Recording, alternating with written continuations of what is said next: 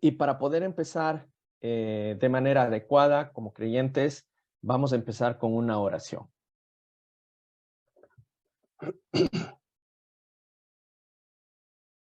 Señor Jesús, único dueño de la vida y del mundo, queremos pedirte en esta tarde que seas tú el que esté en medio de nosotros, que seas tú el que hable, que seas tú el que abra nuestros corazones para poder escuchar con generosidad, para poder dejarnos transformar con tu mensaje y con tu palabra.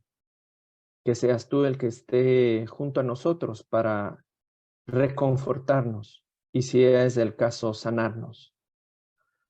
Que seas tú el que nos haga entender de qué va la paz, de qué va el entendernos mutuamente y que podamos un poquito más adentrarnos en el maravilloso misterio y en el mundo del ecumenismo.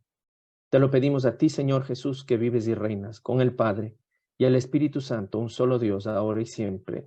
Amén. Bueno, el tema es amplio, es muy, muy amplio. Cuando Jaime me propuso preparar este tema, me pareció hermoso, primero, pero después también terriblemente difícil.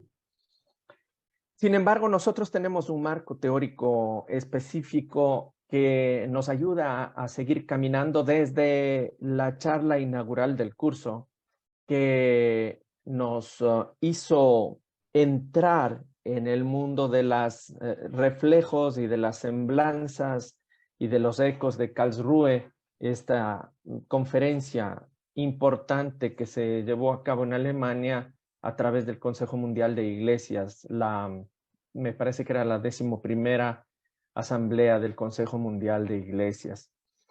En esa conferencia, el 22 de septiembre, se suscribía, digamos así, un documento muy importante que habla de lo que conduce a la paz, llevar al mundo a la reconciliación y la unidad dentro del marco ecuménico. Y es ese documento el que vamos a tratar de ir desmenuzando en conjunto en esta tarde, siempre a partir de los conceptos básicos que han ido guiando el trabajo y el proceso de todas nuestras iglesias en el mundo ecuménico desde hace muchos años. La paz con la justicia y el ecumenismo. No podemos hablar de paz sin justicia. Y no podemos hablar de paz y justicia si es que no tenemos dentro de nuestro corazón y al menos dentro de nuestro intelecto la intencionalidad de la unidad. Y en la unidad, evidentemente, está implícita el ecumenismo. Cuando nosotros caminamos por el camino ecuménico, cuando vamos por el sendero ecuménico, nosotros sabemos que no es posible entenderse o entrar en el ámbito de el diálogo o del conocimiento de los otros si es que no tenemos la semblanza ecuménica.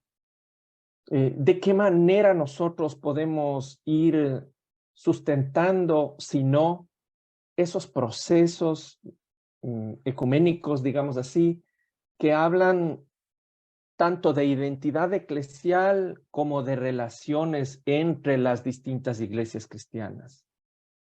Estos contactos han generado directamente o han propiciado en algún momento espacios que todos recordamos con tristeza, espacios de violencia, espacios de confrontación en sus múltiples facetas. Estamos hablando de espacios confrontativos y violentos entre las mismas iglesias cristianas. Aquellos que tenemos un poquito más de 30 o de 40 años sabemos que esto que nosotros vivimos ahora en las diferentes realidades del mundo hubiese sido impensable hace poco tiempo, hace 30 años, hace 40 años. en algunas partes del mundo. Sin embargo, también surge una pregunta alrededor de estos conceptos a manera de introducción que yo estoy esbozando. Y esa pregunta va en torno a la manera como ese concepto de ecumenismo y de unidad podrían favorecer en la construcción de la paz. Una paz que se ha visto resquebrajada otra vez por la falta de generosidad de los seres humanos y por la agresividad de otros seres humanos. Esa paz que estuvo violentada en sus inicios, como he dicho en la introducción, entre las mismas iglesias, esa paz estuvo también violentada al interior de las mismas iglesias, en relaciones que se establecen entre ellas y que no aportan para hacer un conjunto homogéneo en la humanidad de creyentes. Entonces, a partir de estos conceptos introductorios que yo estoy poniendo sobre la mesa, es importante asumir la necesidad. Voy a utilizar un término que no es muy ortodoxo, pero es apremiante la necesidad de ecumenizarnos, entendiendo esta palabra como un proceso de salir del propio yo para cruzar las fronteras del otro, en aras de un estudio sesudo, de buena voluntad, para conocer al otro, para un conocimiento recíproco de las iglesias, un proyecto mancomunado de cooperación. El magíster Eckhart decía que el eje más visible del ecumenismo es la acción social. Pero ya a principios del nuevo milenio, ese concepto ha dado un paso más allá. No nos hemos quedado en la acción social, sino también en el amor recíproco, en la labor de buena voluntad de creyentes que ven más allá de aquellas pequeñas cosas importantes, pero pequeñas o pocas cosas que nos separan. Y entonces, el momento en que nosotros podemos ver ese conocimiento recíproco para poder saber quién es el otro, y cuando podemos detectar el proyecto mancomunado de cooperación entre las iglesias, es cuando nosotros empezamos a tener un camino más allanado para la pacificación, primero de los creyentes en nuestro ámbito ecuménico y luego de las sociedades en su conjunto a partir de las familias.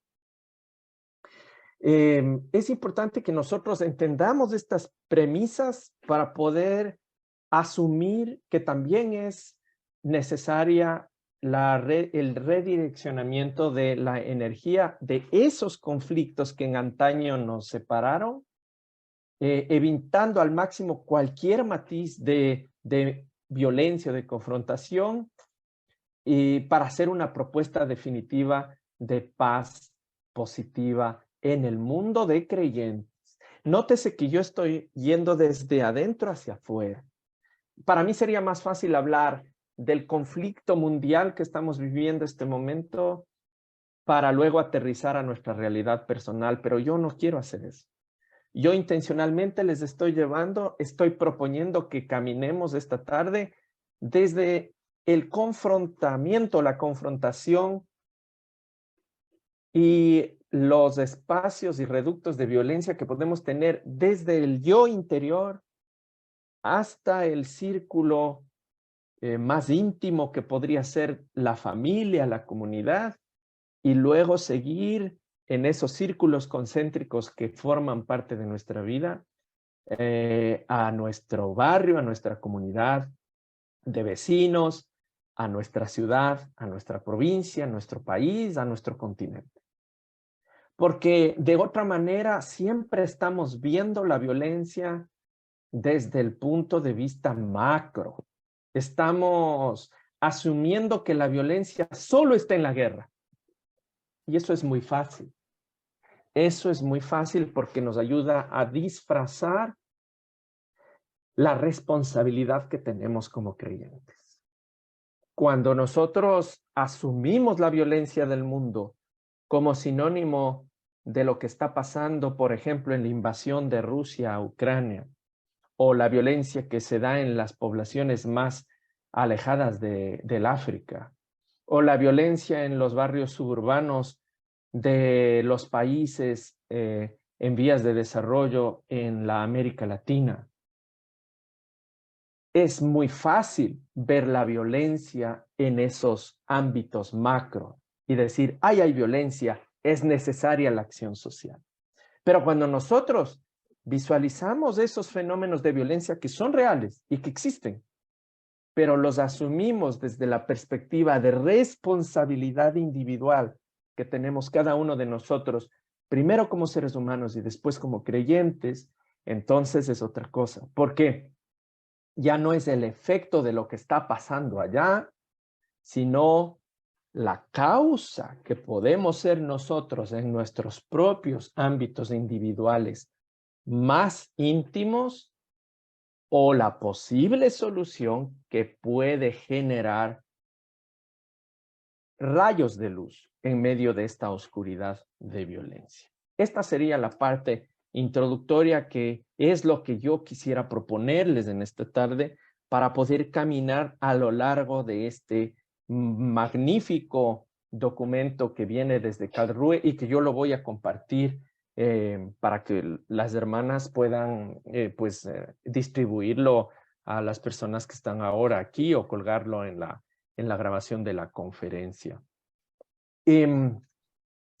Por favor, si es que alguien quisiera interrumpir o preguntar algo mientras yo estoy hablando, no tengo ningún problema. Yo soy muy abierto en eso.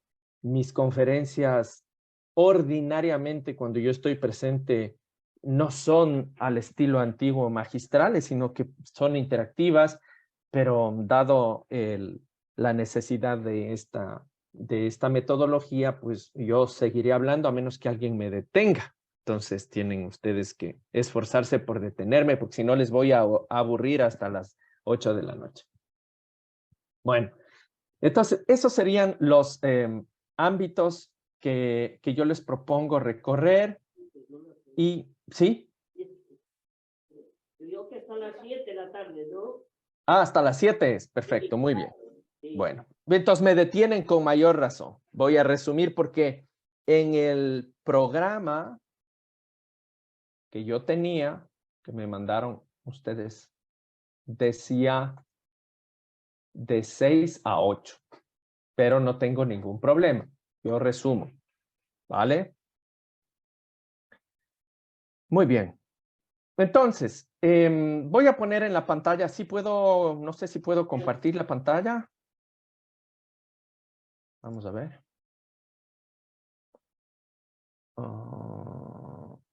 Sí. ¿Pueden ver mi pantalla?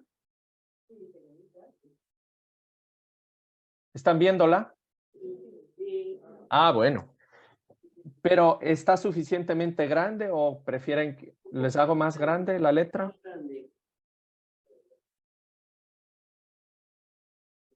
¿Ahí estará bien?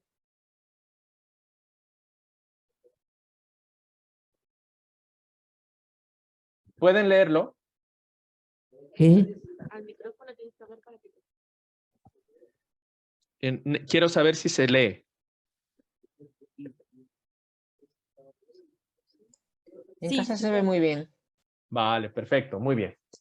Lo que conduce a la paz, yo no voy a limitarme a leer porque yo tenía un profesor en la universidad que decía, cuando ustedes hagan una presentación y pongan un documento guía, no se limiten a leer el documento porque entonces están asumiendo que el público que les escucha no sabe leer. Entonces yo asumo que todos aquí sabemos leer.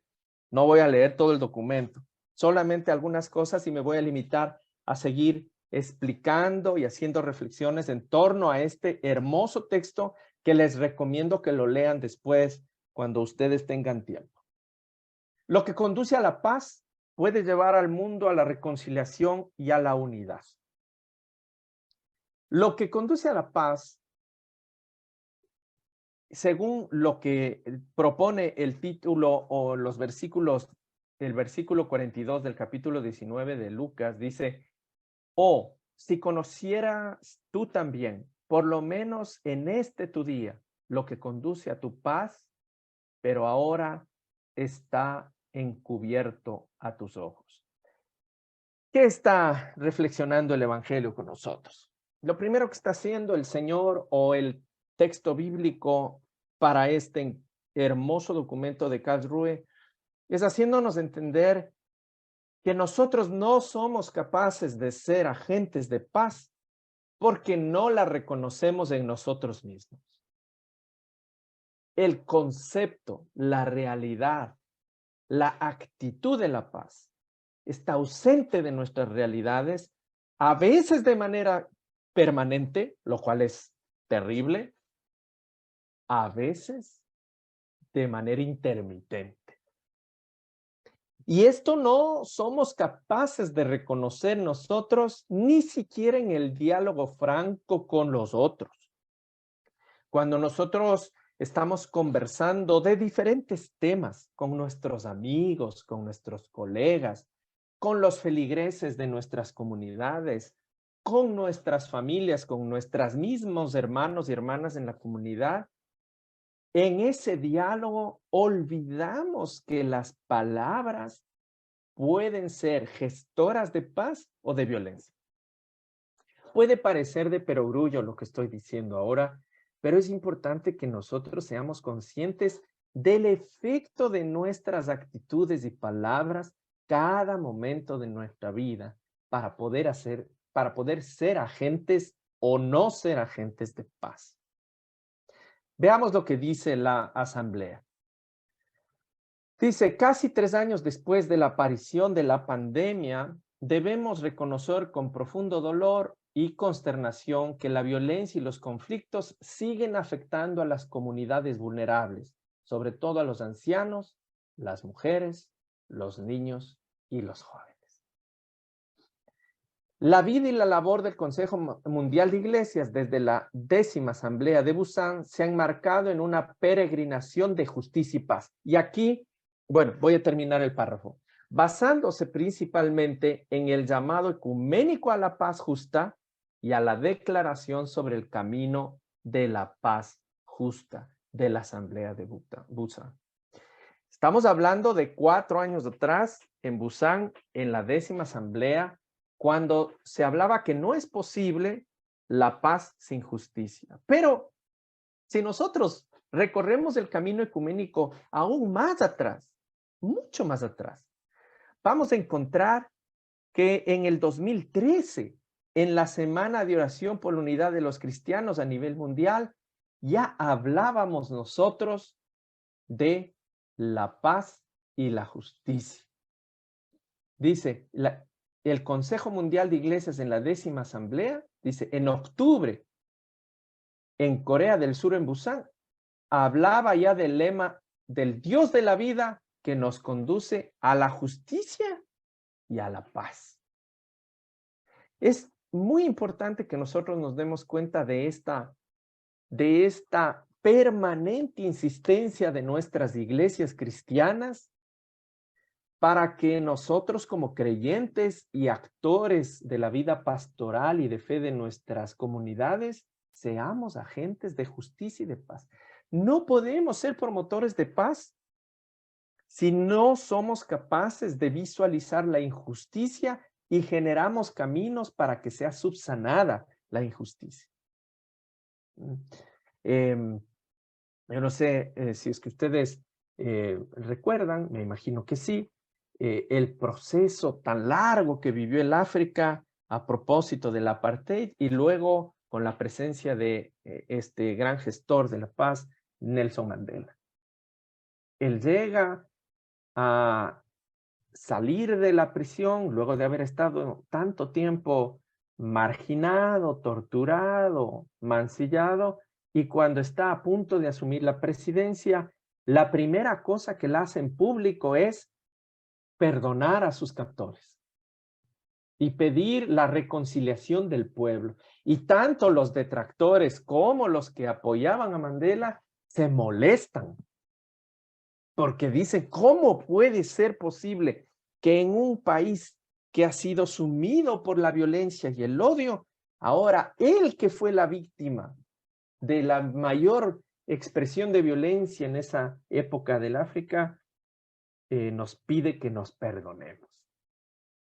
Y si nosotros hacemos nos retrotraemos a nuestras realidades individuales, muchos de nosotros en nuestros países de origen, pero también en este país que nos ha acogido, en esta España del nuevo milenio, es necesario un baño de reconocimiento mutuo como seres humanos y de perdón, de reconciliación. No estoy hablando de política, estoy hablando de actitud social, de actitud humana, de un paso hacia ese reconocimiento del otro como similar o igual a mí.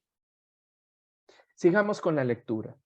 La Asamblea de Busan se ha enmarcado en una peregrinación, esto ya leímos.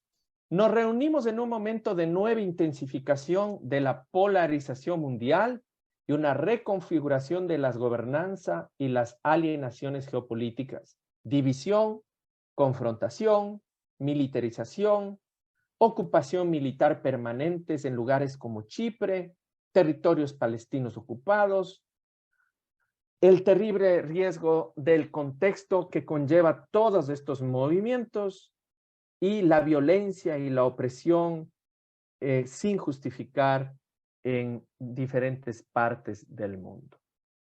Dice el documento que nosotros podemos entender que hacer la paz requiere hacer frente a muchas cosas injustas. Aquí es donde viene lo que yo les decía hace un momento. No es posible la paz sin justicia. Yo no puedo ser promotor de paz solamente desde el ámbito evangélico, solamente desde el ámbito exegético, citando frases de la Biblia y pensando que con eso ya he contribuido para la paz del mundo. No, nosotros somos seres humanos creyentes, hombres y mujeres bautizados, algunos de nosotros consagrados, y tenemos una triple condición de nuestro bautismo. Somos sacerdotes, profetas y reyes, y como profetas tenemos la obligación de la denuncia, del anuncio y de la denuncia. Y ese anuncio y denuncia tiene que implicar una reconfiguración histórica y social en cada uno de nuestros ámbitos para poder lograr algo de justicia en pos de la paz. ¿Qué es lo que nosotros tenemos que hacer frente como creyentes, como iglesias, como comunidades, como países? El racismo, la xenofobia, el antisemitismo, los discursos de odio y otras formas de discriminación. Problemas todos esos que han aumentado y se han visto intensificados durante últimos años, en gran parte atizados por los movimientos nacionalistas populistas. Y aquí hay algo que decir desde nuestro punto de vista de creyentes y de cristianos. Muchos de los movimientos nacionalistas y populistas se han cobijado también de muchas de nuestras iglesias. Y nosotros no podemos permitir eso, porque Cristo no hizo eso. Él no fue promotor de este tipo de injusticias, más bien Él puso su cuerpo por delante para proteger a las minorías en la época en que Él estuvo de cuerpo presente con nosotros. La crisis de la competencia por los recursos esenciales para la vida, la injusticia económica y la desigualdad en el mercado, los conflictos interestatales y el resurgimiento lamentable de la guerra y el espectro de la guerra nuclear. Nosotros nos estamos acostumbrando a ver en las noticias las novedades de la guerra, de la invasión de Rusia a Ucrania. Los mismos noticieros, los titulares, nos disfrazan una invasión injusta, sangrienta, cruel, genocida como guerra. No hay una guerra. Hay una invasión de un país sobre otro. Y cuando nosotros hablamos de la miseria del África o de otro tipo de comunidades en el mundo, solamente vemos la pobreza, pero no hay solo pobreza, hay injusticia social, hay opresión, hay pseudoesclavismo en muchísimas partes del mundo Y como estamos tan alejados de todas estas realidades, pensamos que ya están erradicados y que ya no existen. Estas amenazas a la paz vulneran radicalmente los principios fundamentales de la fe cristiana. El llamado al diálogo, al encuentro y la búsqueda del entendimiento mutuo constituyen la esencia misma del ecumenismo y constituyen un elemento central de la construcción de la paz.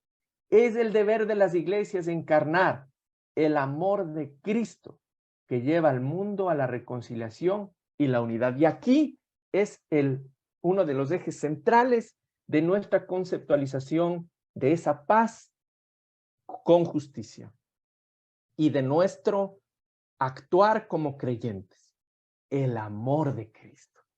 Miren, hermanas y hermanos, no es posible desde ningún punto de vista que nosotros nos acerquemos a un semejante, a otro hermano o hermana de cualquier confesión que sea, si no lo hacemos desde el amor de Cristo. Si la otra persona no es creyente, también tenemos que acercarnos con amor y con el mismo amor que Cristo se acercaría. Que la otra persona es un opositor a la fe, que la otra persona es un detractor de la fe, también tenemos que acercarnos con la misma actitud con que Cristo se acercaría. Que no somos Jesús, por supuesto que no somos. Pero si somos cristianos, de verdad, somos seguidores de aquel que nos enseñó qué debemos hacer para acercarnos al otro. Vamos a ver qué nos deja, cuál es la herencia de la Asamblea de Karlsruhe en torno a la paz y al ecumenismo. ¿Qué dice Karlsruhe? Dice que afirma la exigencia de decir la verdad profética y reconoce la necesidad acuciante de establecer un diálogo renovado en el movimiento ecuménico, ¿no? ¿Sobre qué? Sobre las implicaciones de nuestra fe cristiana para testimoniar la paz en el mundo como un compromiso al ser bautizados. El Consejo Mundial de Iglesia nos dice que nos insta a todos nosotros a que seamos líderes y cooperantes para convocar al diálogo en nuestros círculos de vida. No podemos conformarnos en estar en el lugar en que nos ha tocado vivir. Tenemos que ser actores de un espacio de diálogo, de un espacio de encuentro, de conocimiento mutuo. ¿Qué más nos dice Karlsruhe? Dice que afirma enérgicamente, ustedes ven que pueden ver que está resaltado con negro, ¿no? Las expresiones con las que la asamblea nos interpela. Entonces dice, afirma enérgicamente. A mí me gusta esto. Me gusta muchísimo. Tal vez es mi temperamento, mi cultura, pero afirma enérgicamente el compromiso del Consejo y de las iglesias miembros con la construcción de la paz mediante el diálogo y la cooperación interreligiosas a todos los niveles. Es importante que nosotros aprendamos a romper o a oponernos a todo lo que divide, a todo lo que confronta o polariza, a todo lo que cause injusticia en el mundo. Luego dice que rechaza la polarización y la división de la comunidad humana, que reafirma la determinación a permanecer juntos como una comunidad ecuménica. Y luego, al final de este párrafo, dice que nosotros tenemos que ser gestores de la búsqueda del entendimiento mutuo y la cooperación, en vez de a través de una exclusión y confrontación. ¿Cuántas veces en nombre, yo estoy casi 19, bueno, casi 20 años, 19 años en el movimiento ecuménico desde mi lugar natal? ¿Cuántas veces se ha utilizado el vocablo ecumenismo para confrontar o para excluir? Hemos pensado que el ecumenismo es ver la fe en clave de una de las confesiones para que las demás sean acogidas y reconozcan que están equivocadas. Y ese es uno de los pasos más hermosos que se ha dado en el movimiento ecuménico desde hace cerca de 8 años, en donde hemos podido ver que todos podemos aportar algo para entender que la única verdad es Cristo y que Él es el dueño de esa verdad. ¿Qué más dice Karlsruhe? Pide a la comunidad internacional que preste apoyo financiero y práctico mucho mayor a la construcción y al logro de la paz en vez de optar por la división y la confrontación militar, y subraya el importante papel de las mujeres y los jóvenes como pacificadores de la transformación no violenta de los conflictos. Esto es importante. Miren, hermanos, este párrafo puede parecer que es un llamado solamente a las naciones o a los gobiernos de las naciones. Pero no es así, no es así. Este es un llamado a nosotros mismos como actores de fe, como actores eclesiales, como agentes. Yo siempre uso el término de agentes de pastoral. Los agentes de pastoral este término se hace famoso después de la reunión de Puebla, en donde se hablaba de la opción preferencial por los pobres y de la actividad de los agentes de pastoral alrededor de las iglesias. No se hablaba solamente de la Iglesia Católica. Yo siempre hablo de agentes de pastoral porque no es una cuestión circunscrita solamente a los gobernantes, a los obispos, a los sacerdotes o a las religiosas, es a todos los creyentes. ¿Qué es lo que nos pide? Que nosotros prestemos apoyo financiero y práctico a la construcción y logro de la paz. A veces pensamos que nuestra acción social se limita a la intencionalidad, y está bien que así sea. La intencionalidad es muy importante. La espiritualidad también, la oración, los actos de piedad, los encuentros y las celebraciones por la paz, el encender una vela, el hacer una bonita liturgia, todo eso es importante, hermanos, pero no podemos quedarnos ahí. Si el movimiento ecuménico se queda en las partes celebrativas y se olvida de la acción, no está completo. Y si es que pasa al revés y solamente nos convertimos en una ONG de acción y nos olvidamos de la parte espiritual y celebrativa, tampoco está completo. Tiene que ser una armonía conjunta para que la intencionalidad del corazón de Cristo sea real. ¿Qué más dice? Dice que reafirma la denuncia y el rechazo de la guerra por parte del movimiento ecuménico como algo contrario a la voluntad de Dios.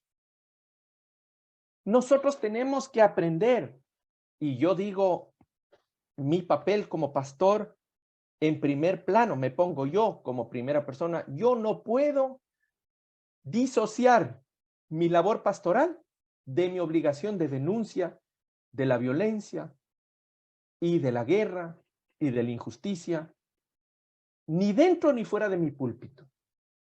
Que después yo pueda ser sancionado, interpelado, requerido, porque ahora hay una gran moda en donde dicen que los agentes de pastoral ministeriales o los sacerdotes o pastores o obispos no debemos meternos en política, entonces no somos cristianos.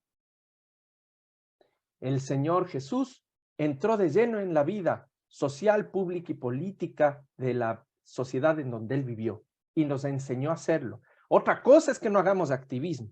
Otra cosa es que no entremos en ámbitos que no nos corresponde, pero nosotros tenemos la obligación de anunciar, de denunciar y de actuar, llegado el momento, para la construcción de la paz.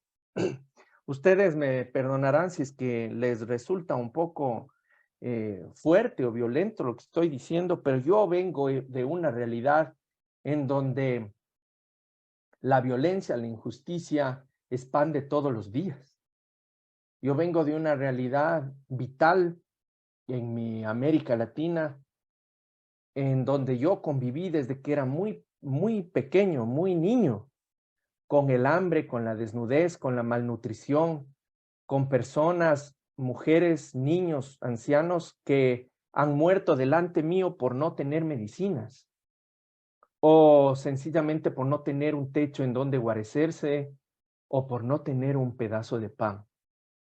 Y un cristiano, ya sea ministro o no, que no actúa frente a estas injusticias, al costo que sea, entonces no es verdaderamente cristiano, para mi modesto modo de ver. Y me gusta muchísimo que el documento de Calrue lo trae de manera tan cruda y clara. Llama a un cese del fuego a nivel mundial como un imperativo moral urgente en todos los conflictos armados del mundo, ya que las partes en conflicto emprendan el camino del diálogo y las negociaciones y persistan en él hasta que se pueda lograr una paz justa, sostenible, renunciando a la guerra. Esto es importante, hermanos. ¿Cuántas veces nosotros pensamos y decimos que dejen de bombardear Ucrania? Estamos tan cerca de la invasión a Ucrania. Pero yo quiero dar un paso más allá, que dejen de bombardearse los dos. Que dejen de matar gente, no importa si es rusa o ucraniana, que cese el conflicto, que cese la guerra. Eso es lo que está diciendo aquí, ¿no? Un imperativo moral urgente en todos los conflictos armados del mundo. Hay conflictos armados que no se mencionan, conflictos armados que no les interesan las cadenas internacionales de información y que nosotros no conocemos, hermano. Porque nosotros solamente estamos informados de lo que les interesa a los entes de poder que nos informemos, pero hay conflictos armados grandes y pequeños en muchas partes del mundo en este mismo momento. Exhorta a las iglesias miembros del Consejo Mundial y a sus asociados a acompañar y apoyar activamente a las iglesias coreanas en su labor de promoción y defensa, prosiguiendo el legado de la Asamblea de Busan, tal como se afirma en la Declaración sobre la Paz y la Reunificación de las Penínsulas de Corea. Y yo quiero saltarme acá algo que quisiera, dice, exige el compromiso renovado del Consejo Mundial de Iglesia y el movimiento ecuménico en donde estamos nosotros, para reactivar la diaconía y responder a las emergencias y las necesidades humanitarias provocadas por la violencia y la inestabilidad en lugares como Etiopía, Nigeria, Camerún, la República Centroafricana, República Democrática del Congo, Mozambique, Sudán, Myanmar, Sri Lanka, Filipinas y Papúa Occidental, así como para mostrar nuestra solidaridad cristiana con las iglesias y la población de todas las regiones y países afectados. Hermanos, ¿cómo es importante la diaconía?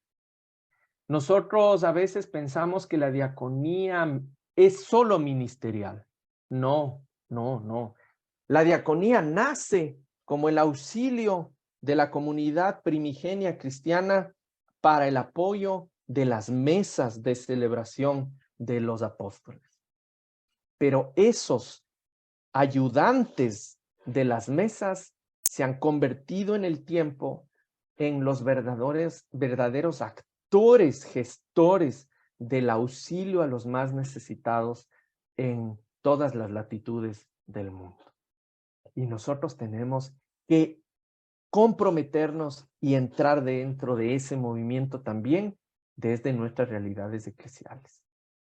¿Qué sentimiento más hermoso, más conmovedor es cuando estás en medio de un terremoto, por ejemplo?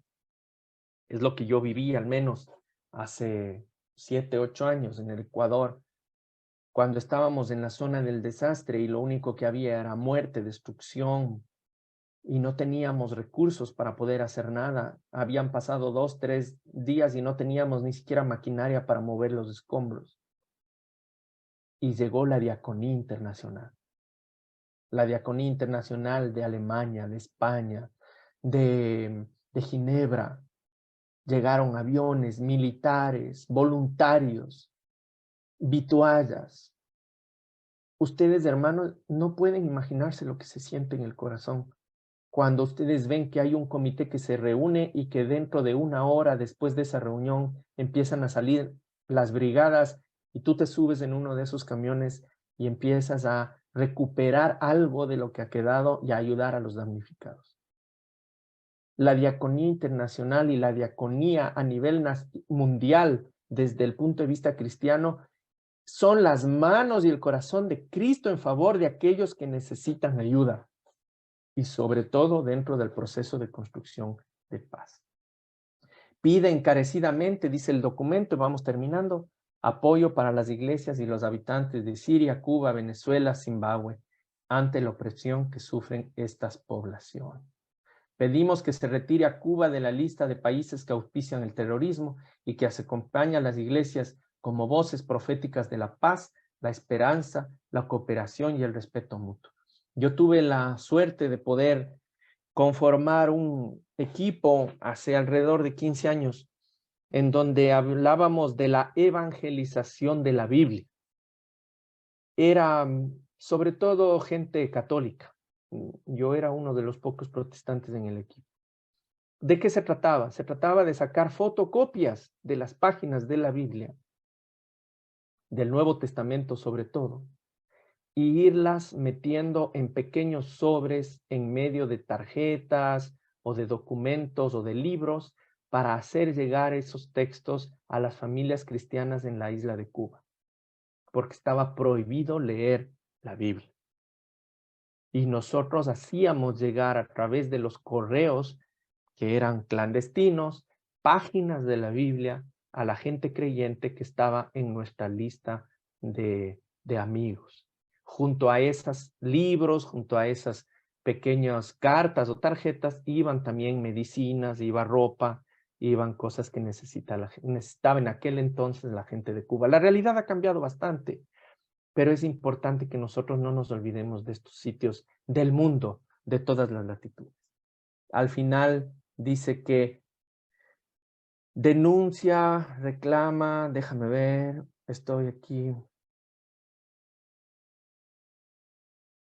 Aquí está. Sugiere que el Consejo Mundial de Iglesias coopere con el ACT Alianza y otros asociados ecuménicos, así como la ONU, como interlocutores de la sociedad civil, con el objetivo de fortalecer la capacidad de las iglesias de todo el mundo en materia de asesoramiento y apoyo psicosocial, especialmente en los lugares afectados por los conflictos. Y aquí yo quiero terminar, voy a dejar de compartir el documento para decirles dos cosas.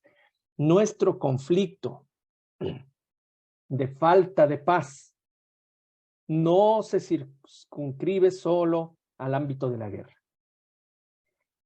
Nosotros necesitamos recuperar paz interior. La pandemia dejó secuelas de mucha inestabilidad y violencia internas, psicológicas, psiquiátricas, mentales en la gente de nuestros pueblos. Y en España estamos viviendo una alta consecuencia, secuela de esto dentro de nuestras familias. Vemos cómo ha surgido la violencia en contra de las mujeres, de los niños. Vemos cómo después de la pandemia ha aumentado la tasa de suicidios. Eso también es un ámbito en el que tenemos que actuar para recuperar la paz si somos cristianos dentro de nuestras iglesias de manera auténtica. Yo quiero dejar sueltos, son apenas ideas pinceladas en el poco tiempo que tenemos para que nos sintamos motivados y sepamos que el ecumenismo va muchísimo más allá de esos puntos específicos litúrgicos, teológicos o dogmáticos que creemos que son la parte principal de nuestro caminar, y no es así. La parte más importante de nuestro caminar como agentes ecuménicos cristianos es el ser humano. Es nuestros hermanos y hermanas que están junto a nosotros y que forman parte de nuestras comunidades. Y es ahí donde tenemos una obligación especial para actuar.